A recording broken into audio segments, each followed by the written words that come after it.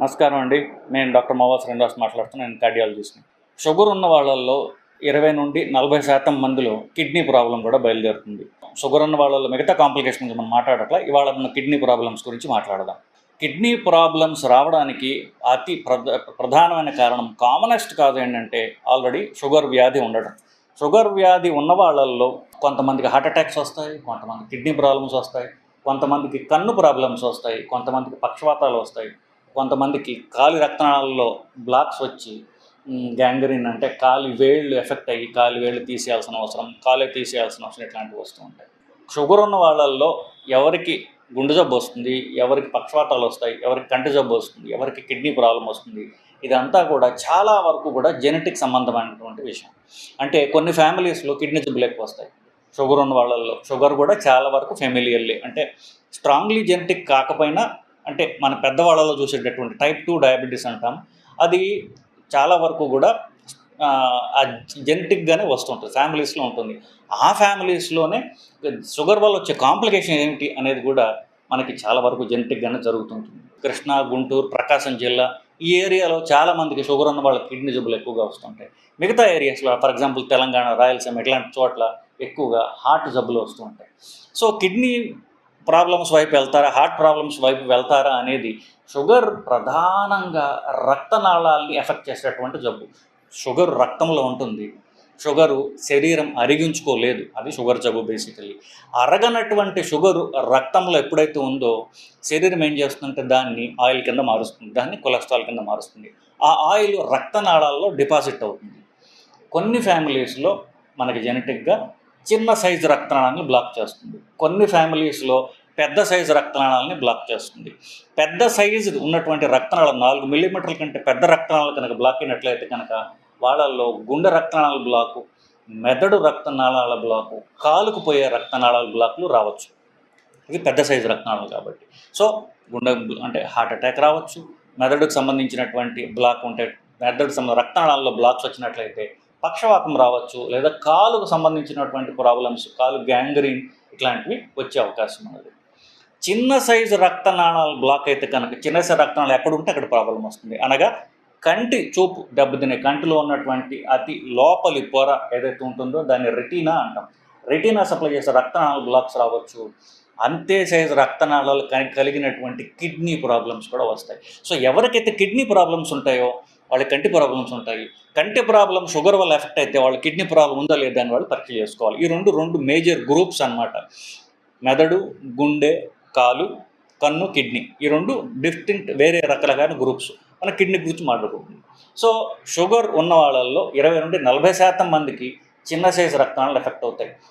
ప్రిడామినెంట్గా అంటే 60 నుండి 80% మందికి పెద్ద రక్తనాళాలు అంటే పక్షవాతము, హార్ట్ అటాక్, కాలు రక్తనాళాలు బ్లాక్ అయ్యే అవకాశం ఉంది.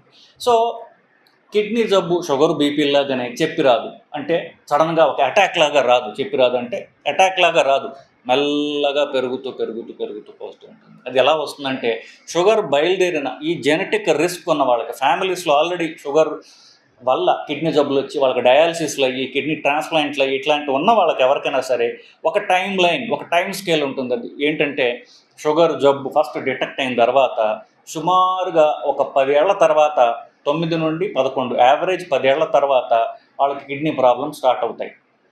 ఆ 10 ఏళ్ళకి చాలా తక్కువ మోతాదులో కిడ్నీ ప్రాబ్లం స్టార్ట్ అవుతుంది. సో ఇంకొక 5 ఏళ్ల తర్వాత వాళ్ళకి సడన్గా కిడ్నీ ప్రాబ్లం మేజర్గా డిటెక్ట్ అవుతుంది. అంటే దానికి 10 ఏళ్ల 15 ఏళ్ల స్టోరీ ఉంటుంది దానికి. అది ఒకేసారి వచ్చేటటువంటి ప్రాబ్లం కాదు, ఇది ప్రాబ్లం.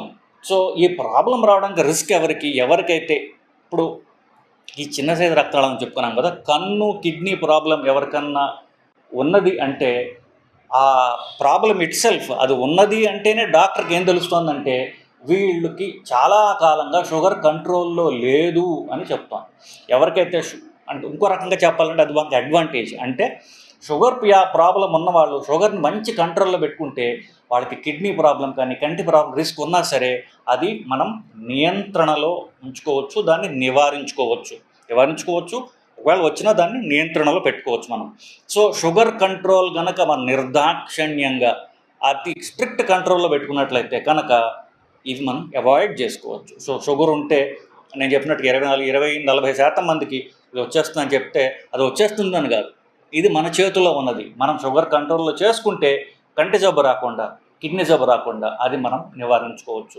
డిసిప్లిన్ లేనటువంటి షుగర్ అని చెప్పేసి ఫస్ట్ చూడంగానే ఈ ప్రాబ్లమ్ ఉంటే నాకు మనసులో ఏమవుతుందంటే ఈ మనిషి చాలా కాలంగా మందులు వేసుకోరు, షుగర్ కంట్రోల్‌లో పెట్టుకోరు అనేటటువంటిది ఇండైరెక్ట్ ఇన్ఫర్మేషన్ డాక్టర్‌కి వస్తుందది. ఇకపోతే దురదృష్టవశాత్తు సరే స్టార్ట్ అయింది అనుకుందాం. మనం లేట్‌గా మేల్కొందాం అనుకున్నాం. ఇంక చేసేదేం లేదా? ఉంది. సో, ఈ కిడ్నీ జబ్బు మొదలైన తర్వాత ఒక్కసారి మొదలైన తర్వాత సడెన్‌గా ర్యాపిడ్‌గా డ్రాప్ అవుతుంది ఈ కిడ్నీ ఫంక్షన్.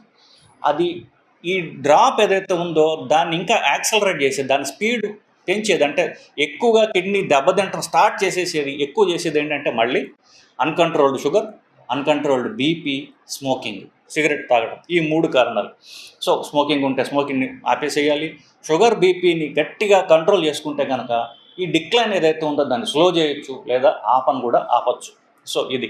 మరి ప్రాబ్లమ్ ఉన్నది, మనం దీన్ని నివారించుకునే చెప్పాం. సో, ఎక్కడున్నా సరే అది అంటే మైల్డ్‌గా ఉన్నా, మోడరేట్‌గా ఉన్నా, సివియర్‌గా ఉన్నా సరే ఆ లెవెల్‌లో దాన్ని స్లో డౌన్ చేసుకోవడానికి షుగర్ కంట్రోల్, బీపీ కంట్రోల్ ఈ 2 చేసుకుంటే ముఖ్యంగా సరిపోతుంటుంది. మరి కిడ్నీ ప్రాబ్లమ్ తెలుసుకోవడం ఎట్లా? కిడ్నీ ప్రాబ్లమ్ ఉంటే అది ఫస్ట్ ఎలా మేనిఫెస్ట్ అవుతుందంటే కిడ్నీ ద్వారా ప్రోటీన్ బయటికి పోతూ ఉంటుంది. సో, ప్రోటీన్ పోతే ఏమవుతుంది, వాళ్ళు టాయిలెట్‌కి వెళ్ళారనుకోండి, ఫస్ట్‌లో మొదటగా యూరిన్ నురగగా కనిపిస్తుంది. అంటే సోప్ వాటర్ మీరు బట్టలు ఉతికి సోప్ వాటర్ వాష్ చేసినట్లయితే మీరు సింక్‌లో చూసినట్లయితే నురగ ఉంటుంది చూసారా? అట్టా నురగగా యూరిన్ వస్తుంది. యూరిన్ ఫస్ట్ ఇనీషియల్ స్టేజెస్‌లో యూరిన్ ఎక్కువ పోతూ ఉంటుంది.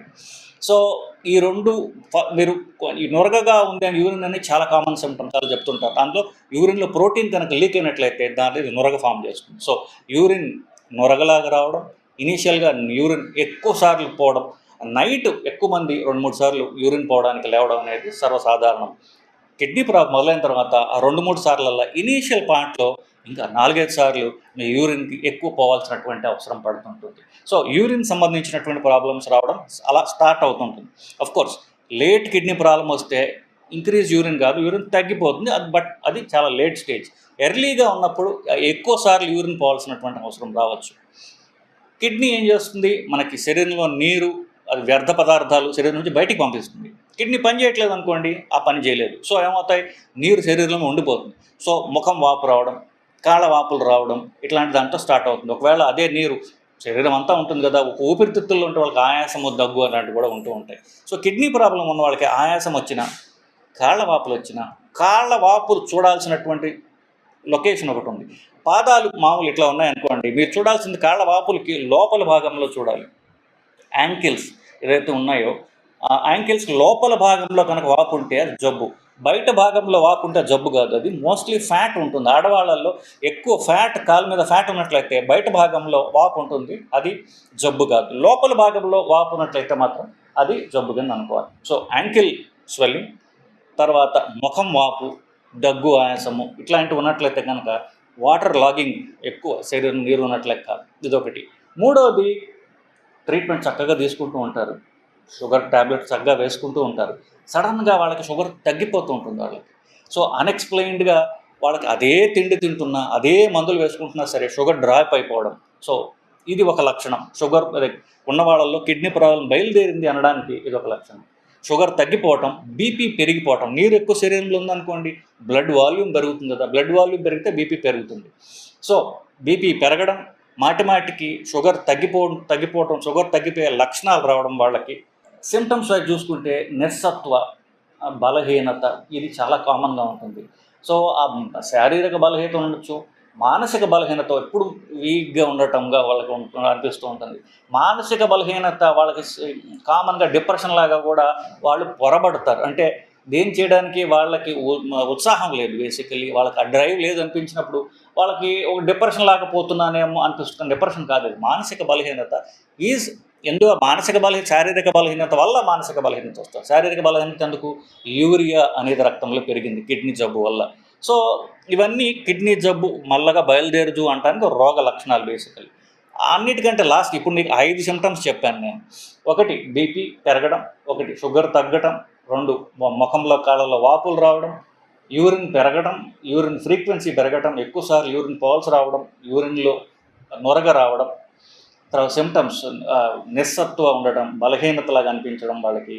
లాస్ట్ ఇది లీస్ట్ కామన్ ఏంటంటే స్కిన్ ప్రాబ్లమ్స్ రావడం, బాగా అన్ఎక్స్ప్లెయిన్డ్గా దురదలు రావడం, చర్మం అంతా డ్రైగా ఉండడం, విపరీతం దురదలుగా అనిపించడం.